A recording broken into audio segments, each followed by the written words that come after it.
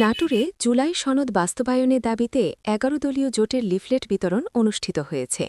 আজ ৯ এপ্রিল বিকাল ৫টায় শহরের কেন্দ্রীয় মসজিদ থেকে বিতরণ শুরু হয়ে শহরের বিভিন্ন দোকান, পথযাত্রী, সাধারণ জনগণের মাঝে বিতরণ করে। এ সময় নেতারা বলেন, গণভোটের দাবি উপেক্ষা করে জনগণের সঙ্গে প্রতারণা করছে বিএনপি সরকার।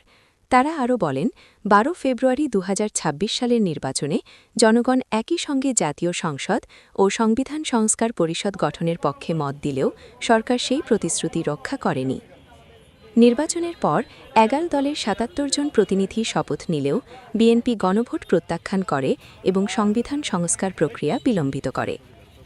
পরবর্তীতে সরকারের পক্ষ থেকে সংসদে সংবিধান সংশোধনী সংক্রান্ত কমিটি গঠন করা হলেও তা জনগণের প্রত্যাশা পূরণে ব্যর্থ হয়েছে বলে দাবি করা হয়।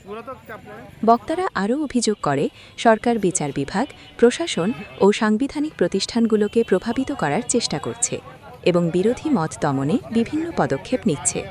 পাশাপাশি দুর্নীতি, মানবাধিকার লঙ্ঘন ও আর্থিক খাতে অনিয়মের বিষয়েও তুলে ধরা হয়।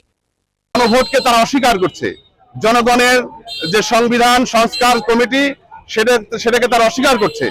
আমরা যারা একই ভোটে একই দিনে একই তফসিলে যারা ভোট দিল, একটাকে স্বীকার করা হচ্ছে, আরেকটাকে অস্বীকার করা হচ্ছে। জনগণের রায়কে তারা অস্বীকার করছে। ৭০% জনগণের ভোটকে তারা অস্বীকার করছেন। এই বাংলাদেশের জাতীয়তাবাদী সরকার বিএনপি ক্ষমতায় আসার পর একের পর এক ফ্যাসিবাদের সেই কর্মসূচি বাস্তবায়নে তারা গত আমরা বারবার বিষয়গুলোকে সতর্ক করেছি এবং মানুষের যে রক্তের উপর যে জুলাই সনদের বাস্তবায়নের জন্য যে হ্যাঁ ভোটে যে মানুষ রায় দিয়েছে সে প্রত্যাখ্যান করে আজকে তারা সেই ফ্যাসিবাদের সেই সুরে কথা বলছে। আমরা দলীয় জোটের পক্ষ থেকে আজকে আমাদের গণভোটের রায়কে অমান্য করে এবং জনগণের সাথে প্রতারণা করায় বিএনপি সরকারের আমরা সতর্কতামূলক আমরা আজকে প্রতিবাদ করার জন্য আমরা লিফলেট বিতরণ করছি।